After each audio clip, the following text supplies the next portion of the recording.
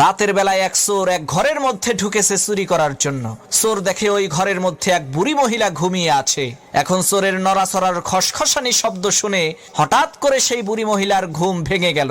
চোর কয়, সর্বনাশ, ধরা বুঝি পড়েই গেলাম, এখন কি করি? এমন সময় সেই বুড়ি মহিলা সেই চোরকে বলল, বাবা, তোমাকে তো দেখে মনে হচ্ছে তুমি খুবই সম্ভ্রান্ত পরিবারের সন্তান, মনে হয় বড় কোনো বিপদে পড়ে এই চুরির পেশাকেই বেছে নিয়েছো। ঠিক আছে, কোনো সমস্যা নাই।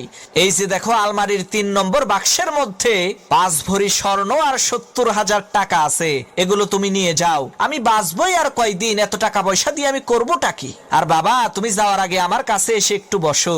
আমি একটু আগেই একটা আশ্চর্য ধরনের স্বপ্ন দেখেছি।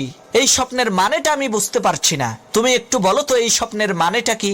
চোর মনে মনে কয়, আল্লাহ, সব বাড়ির মানুষেরা যদি এই বুড়ির মতো বড় দিলের অধিকারী হইতো, তাহলে তো আমার আর কোনো চিন্তাই থাকতো না। এদিকে সেই বুড়ি মহিলা তার স্বপ্নের কথা সেই চোরকে বলতে আরম্ভ করলো। সে, বাবা, আমি দেখলাম বিশাল বড় একটি মরুভূমির মধ্যে আমি হারিয়ে গেছি। এমন সময় একটা ঈগল পাখি এসে জোরে জোরে ৩ বার বলল, জামাল, জামাল, জামাল। এরপরে সেই ঈগল পাখিটি চলে গেল। বাবা, বলো তো এর মানে কি? চোর মনে মনে চিন্তা করতে লাগলো, এই স্বপ্নের মানেটা কি হতে পারে? ইতিমধ্যে পাশের রুম থেকে সেই বুড়ি মহিলার একেবারে টকবগে জোয়ান ছেলে জামাল তার নাম জোরে জোরে শুনতে পেয়ে ঘুম থেকে উঠে ঘরের মধ্যে ঢুকে সেই চোরকে ইচ্ছা মতো পিটাতে আরম্ভ করলো। তখন সেই বুড়ি মহিলা বলল, হইছে, এবার থাম, ওর কৃতকর্মের ফলও পাইয়া গেছে।